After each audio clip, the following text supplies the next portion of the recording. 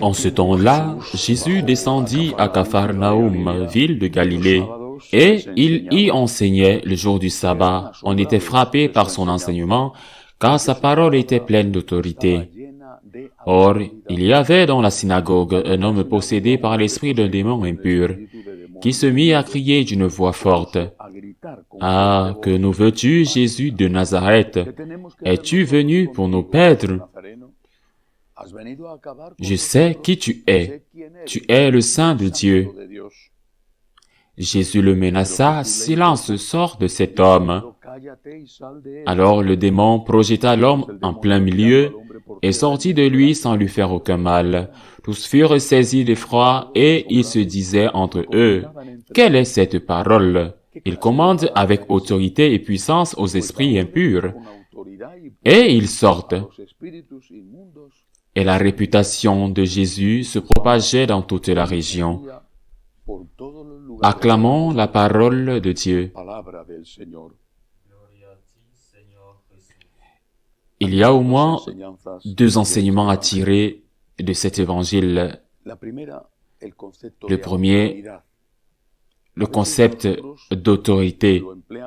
Nous l'utilisons parfois comme synonyme de pouvoir. En réalité, il signifie ou peuvent signifier deux choses différentes. On peut avoir du pouvoir et ne pas avoir d'autorité. En d'autres termes, le pouvoir est celui qui peut ordonner quelque chose et le faire exécuter. Par exemple, par peur. Mais cette personne n'a pas d'autorité morale. S'il n'y avait pas de peur, cet ordre ne serait pas exécuté.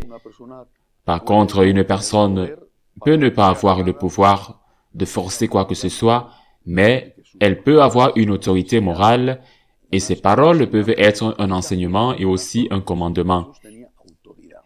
Jésus avait de l'autorité. Il n'avait pas de pouvoir. Le pouvoir était aux Romains avec les légions ou aux prêtres avec leur grande influence sur le peuple grâce au temple de Jérusalem. Jésus n'avait pas de pouvoir, mais il avait toute l'autorité. C'est son comportement, la qualité de son enseignement qui lui confère cette autorité. Mais il y a aussi autre chose. Jésus se présente devant ce peuple juif profondément religieux comme quelqu'un qui est au-dessus de ses grands maîtres historiques. Jésus, par exemple, corrige Moïse lui-même au sujet du divorce. Vous avez entendu dire de Moïse, mais moi je vous dis. Vous avez appris qu'il vous a été dit qu'il était permis de répudier sa femme. Vous avez entendu qu'il vous a été dit œil pour œil, dent pour dent. Mais moi je vous dis, et ainsi de suite, dans tant d'autres choses. Le Seigneur est au-dessus des grands d'Israël. Il est au-dessus d'eux, pourquoi? Parce que ces grands hommes d'Israël n'étaient que des messagers, et qu'en tant que messagers, leur message était souvent teinté, influencé par les choses de leur temps. Ce n'était pas le cas de Jésus. Jésus n'était pas un messager, Jésus était Dieu, fait homme, et son message était donc supérieur à celui des autres. Son message n'était pas un message influencé par sa culture, mais c'était le message divin du Dieu vivant. Lorsque, dans un parlement, par exemple, une nouvelle organisation de partis politiques est le fruit d'un exercice démocratique d'élections libres, ce nouveau parlement adopte de nouvelles lois, dont certaines corrigent, modifient les lois adoptées par le Parlement précédent. Il a autorité pour le faire. C'est ce qu'a fait Jésus. Jésus est au-dessus du Parlement précédent et il corrige donc les lois qui n'étaient pas, ou du moins pas entièrement, le fruit de la parole de Dieu, du message de Dieu, de la sagesse de Dieu. Il a l'autorité de le faire parce qu'il est au-dessus, parce qu'il est plus que Moïse, plus que les prophètes, plus que tous les grands rois d'Israël. De plus, parce qu'il est Dieu fait homme.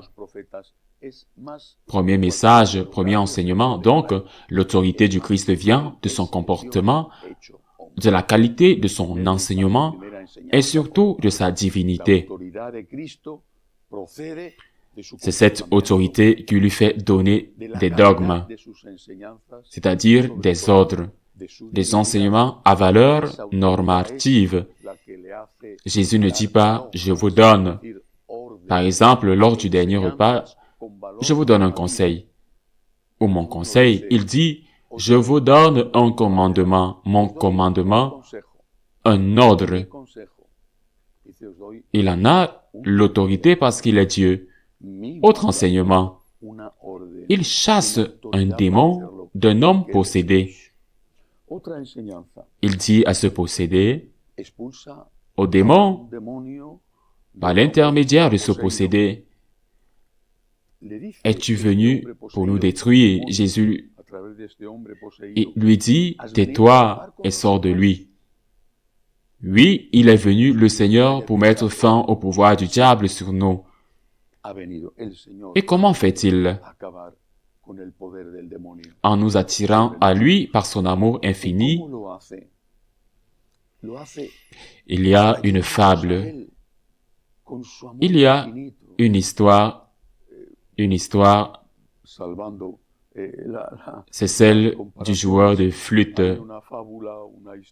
de Hamelin, qui, jouant d'une flûte merveilleuse, réussit à se faire suivre par les rats qui terrorisaient, la peste des rats qui terrorisait les gens, et cette grande bande de rats passa par-dessus la falaise et mourut dans le précipice. Le Seigneur est Dieu, mais c'est comme s'il était ce joueur de flûte qui va faire sortir les démons de leur repère et les fait plonger dans le précipice de l'enfer. Le Seigneur est notre Sauveur. Et c'est son amour pour nous qui nous entraîne à sa suite. C'est son amour pour nous, c'est sa divine miséricorde qui nous attire, qui nous séduit, qui nous fait le suivre et qui fait sortir de nous ces rats que sont les démons parce que nous les avons laissés sortir de nous.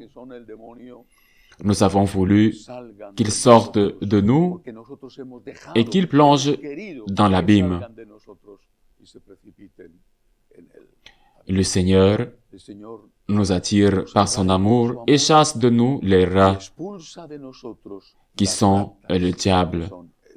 Il nous attire avec son amour, non pas pour nous amener dans le précipice, mais pour nous amener au ciel. Il chasse les démons avec son amour. Lorsque nous nous sentons aimés de Dieu, lorsque nous croyons en son amour, lorsque nous avons confiance en son amour, alors nous sommes déterminés à le suivre, et c'est alors que lui, avec cet amour, chasse tant de démons que nous avons, le démon de la colère, le démon de la luxure, le démon de la gourmandise, le démon qui, souvent, nous fait toujours du mal, pas souvent, mais qui rend toujours notre vie malheureuse. Le démon qui veut nous conduire en enfer, le Seigneur le chasse avec son amour quand nous décidons de le suivre, quand nous décidons de faire confiance à sa miséricorde et de rejeter les tentations du démon. Ainsi soit-il.